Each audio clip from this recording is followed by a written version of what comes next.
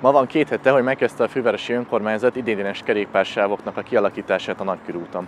Ezért kijöttünk ma ide, hogy megnézzük, hogy milyen a forgalom a Nagykörút mentén. Ez a képeken is látszik, rengetegen vannak, akik biciklivel közlekednek. Az elmúlt időszakban 2-2,5-szeresére növekedett a kerékpáros forgalom a Nagykörúton.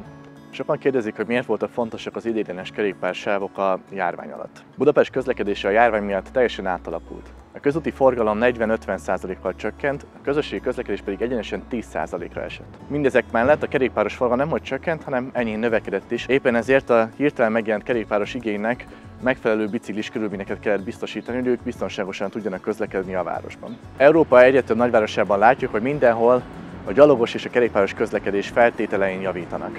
Hiszen mindenki tudja, hogy ha még több autó jelenik meg egy város útjain, akkor az fenntarthatatlan közlekedési káoszhoz vezet. Ezért nagyon fontos, hogy alternatívákat tudjunk nyújtani az embereknek. Érthető módon a közösségi közlekedés az sokak számára most nem vonzó, hiszen mindannyian igyekszünk elkerülni a zsúfolt helyeket.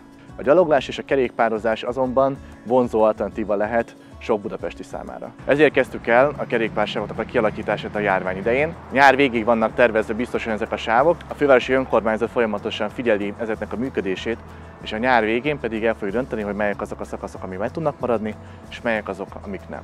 Sosem volt az a célunk, hogy mindenkit, aki autóban ül, átültessünk kerékpárra. De sokan vannak, akik csak rövidebb úton szeretnének közlekedni a városban, akiknek igazán valóban alternatíva lehet az, hogy kerékpárra pattanjanak.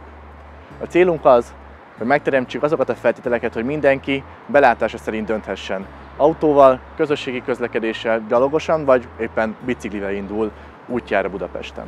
Sokan panaszkodnak arra, hogy sok a szabálytalanság a közlekedésben. Ezért nagyon fontos, hogy mindannyian, függetlenül attól, hogy milyen járművön közlekedünk, figyeljünk egymásra, tartsuk be a szabályokat és ne veszélyeztessük a másikat, hogy mindenki biztonságosan közlekedhessen. Aki most kimegy Budapest utcáira és látja, hogy milyen a közlekedés, az látja, hogy milyen lehetne Budapest, hogyha másképp fejlesztenénk a várost.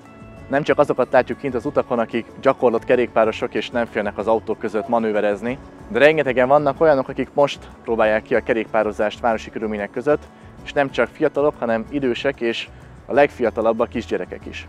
Nagyon fontos, hogy ezt, ami a járvány alatt alakult ki, és mindenképpen pozitív változás Budapesten megtartsuk, mert így lehet a város igazán mindenkié, hogyha kortól, nemtől és közlekedési módtól függetlenül szabadon közlekedhetünk a városban.